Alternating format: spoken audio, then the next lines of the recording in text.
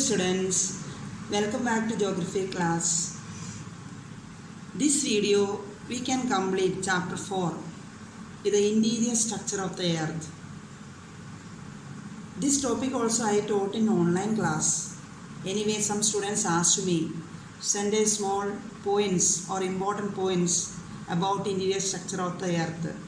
That's why here I am completing the video once again.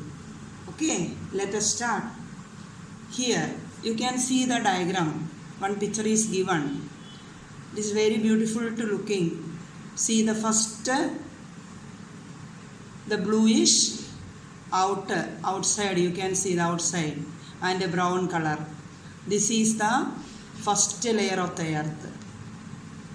First layer is known as earth crust. Then you can see the red color, that red layer, that is known as mantle. Next you can see the orange color. That orange color layer is known as outer core. Then you can move the last round shape figure is given. That is the inner core. Okay, this already I given before. Anyway, we can continue. See the earth interior look like this figure. First layer is brown color is known as crust. Then the second layer mantle. Then third layer outer core, and last you can see the inner core. This is the three main layers of earth interior. Okay, we can compare this earth interior like an onion. See the peels of onion. The same way you can see the layers of earth interior. Through this video, we can acquire knowledge about the basic properties of different layers of the earth. Summarize the thickness, state, temperature, density, and composition of the layers of the earth interior through this video. See, first layer I already told you, the brown color outer layer, that is known as earth crust or lithosphere. A solid state, this earth crust always being in solid state, also known as lithosphere. It means the rocky layer. Most abundant rocks are granite and basalt.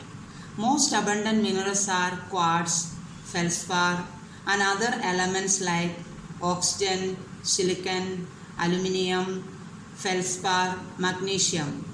And here you can see the earth crust have an average density 3 gram per cubic centimeter.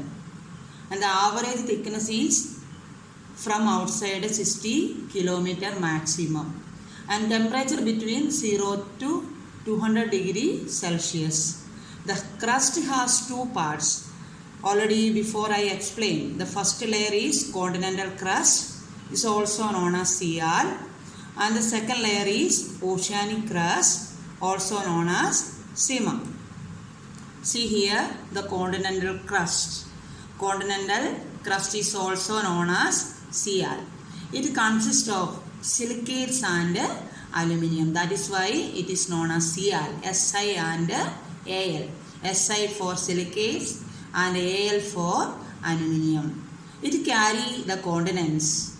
Most abundant rock is granite. This layer always belong to granite rocks.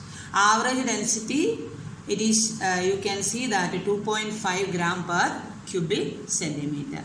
And see here the diagram that you can see the mountains, plateaus, plains, all belong to the continental crust. Now we can move to the diagram. One other diagram also given here, the continental crust. You can clearly see the outer layer and the oceanic crust. The blue color you all know it, that is the continental crust or Sial. And downside you can see that is oceanic crust or Sima. And also I told you What are the chemical composition? Si for silica and Al for aluminium. Now you can see the SEMA. SEMA also I explained before. Si for silica and Ma for magnesium. You can see the silica and magnesium. You all know you studying through the chemistry subject. Okay, this is the composition of the SEMA, and the Cl means silica and aluminium. Now we can move to the next layer. Second layer is mantle. The second layer of the earth interior is mantle, and this layer also contains two layers.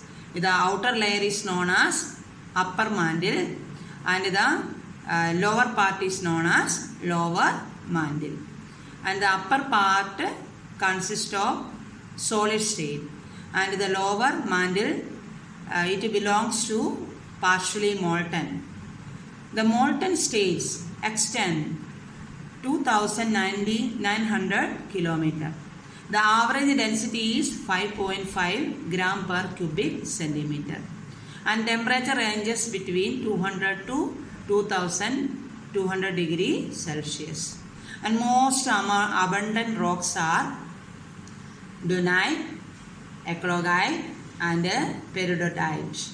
This all belongs to maybe intrusive igneous rocks, extrusive igneous rocks, and also sometimes it is belong to sedimentary rocks or metamorphic rocks.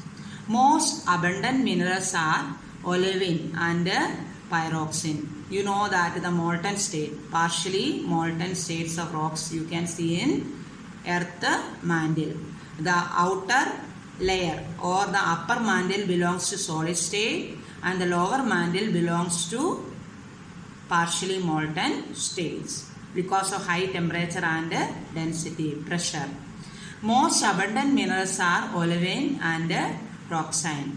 Most abundant elements: silica, oxygen, magnesium, feldspar, and sometimes you can see the iron, ferric iron also you can see the mantle. And most part of the earth layer belong to mantle. The thick layer of the earth belongs to mantle. See the diagram.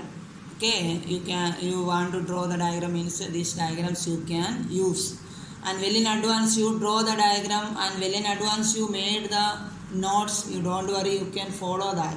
Anyway, at least you want to prepare a notes and also self-explanatory diagrams. And here I am showing the mantle, second layer, thickest layer of the earth interior mantle with a reddish color. You can see the reddish color, this layer. This is the mantle, second layer. And second layer you can see mostly oxygen, silica, magnesium, and some places you can see the feldspar.